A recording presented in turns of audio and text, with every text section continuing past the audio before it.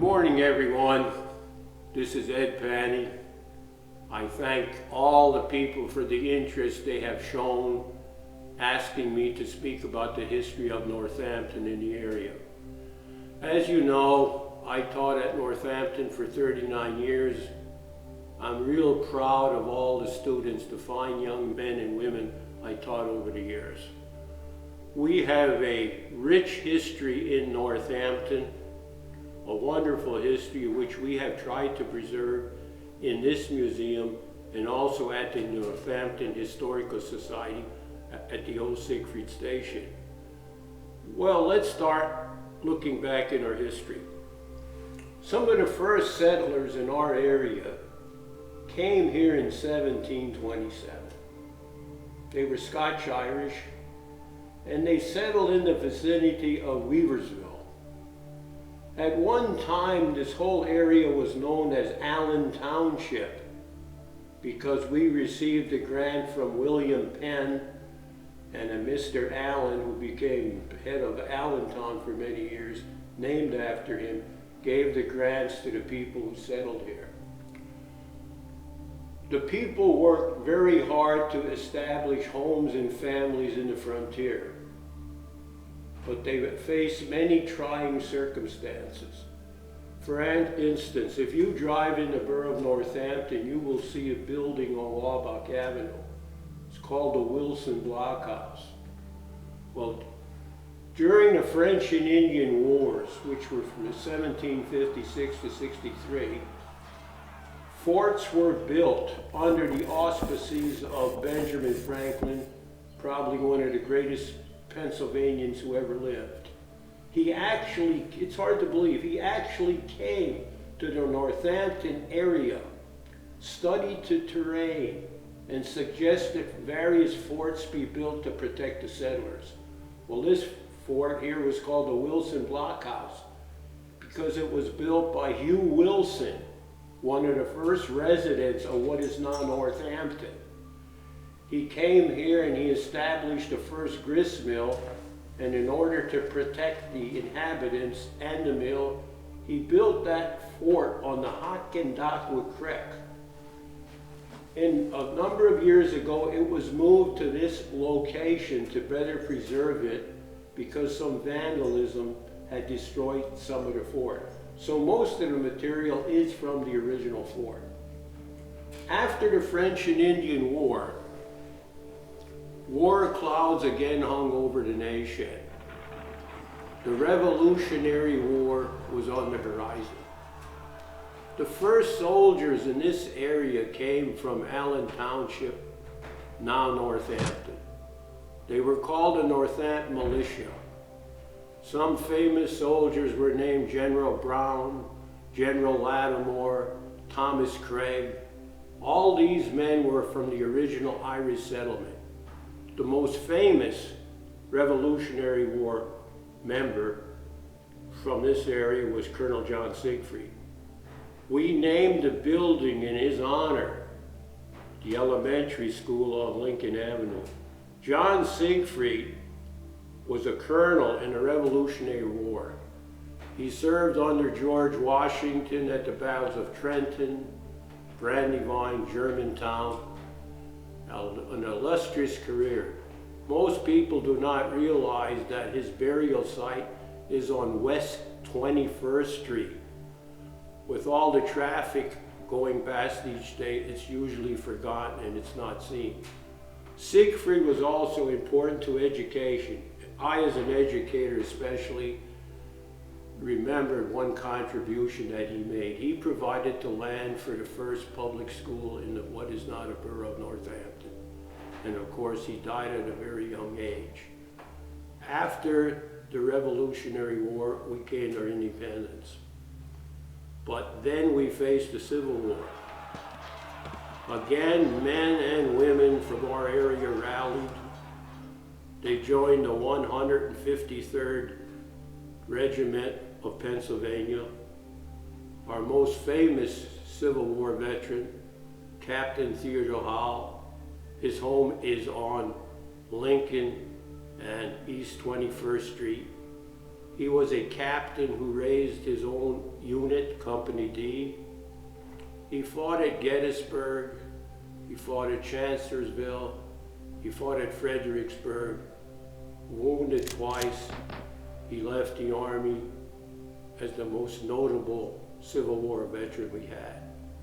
But Howell's very important for another reason.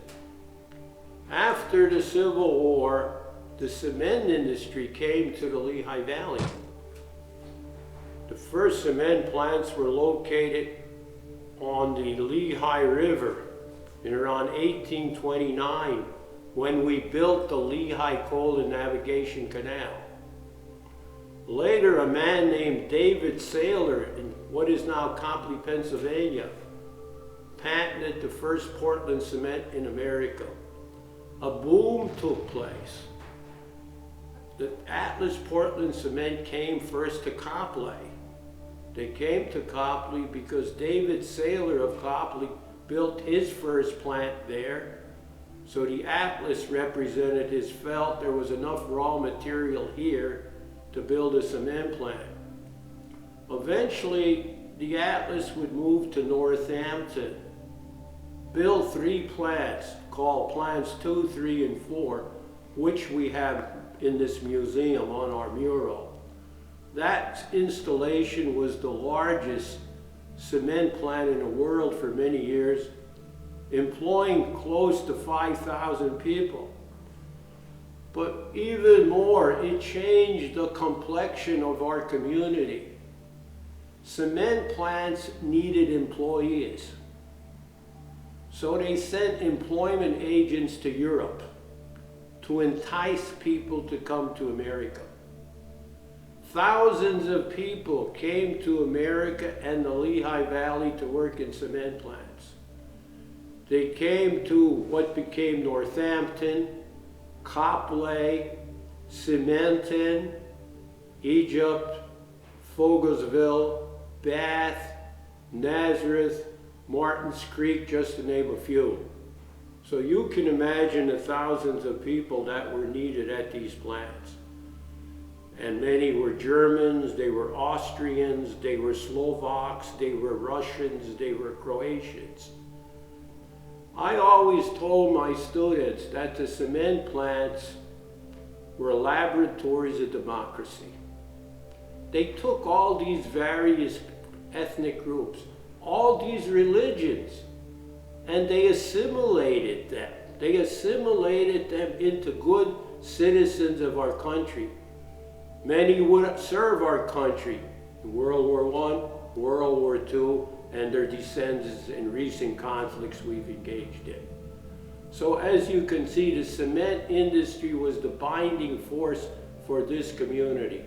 My own family came from Austria-Hungary. My father came here at 3 years of age. He was in a family of 14. The family had no silver spoon. They didn't have a spoon. Times were difficult, but people experienced the American dream. Yes, there was gold in the streets of America.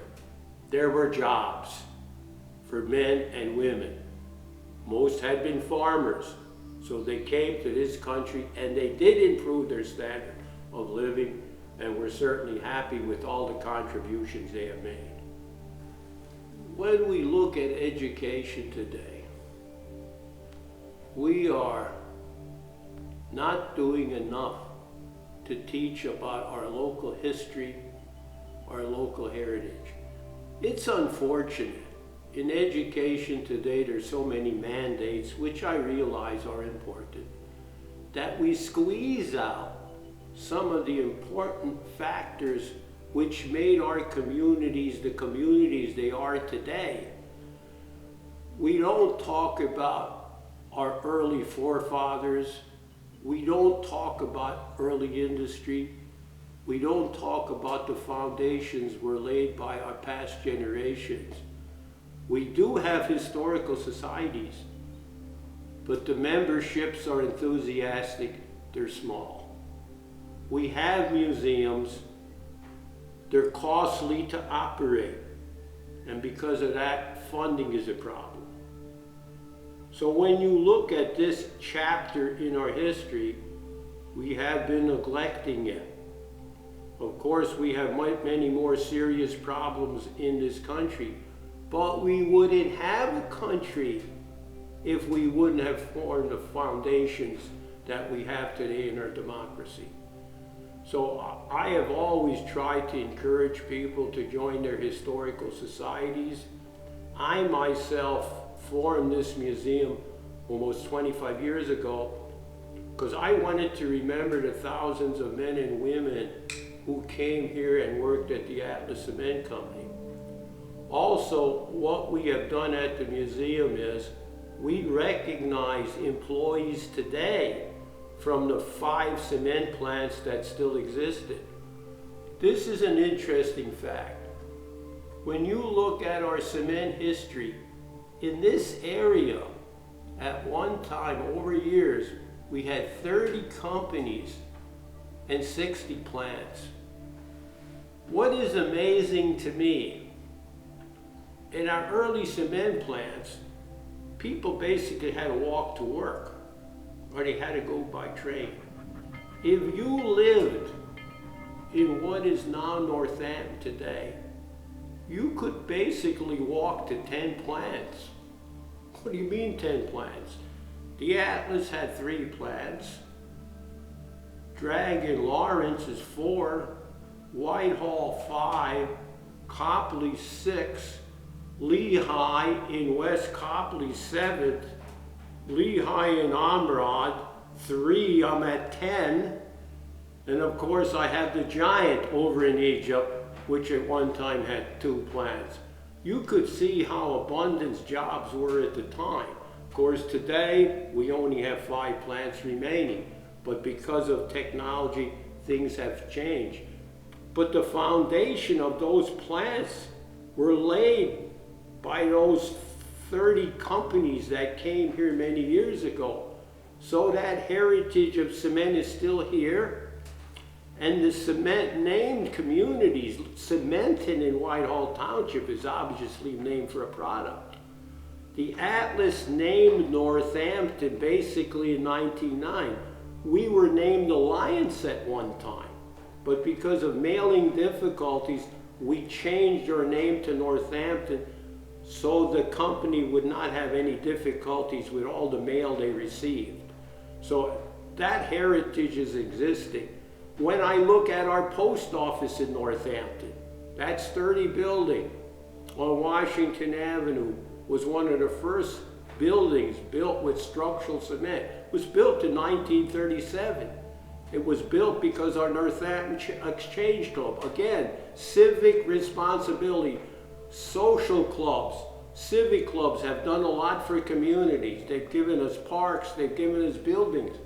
But once again, membership is dwindling because our lives are very busy and we can't take the time to join these organizations.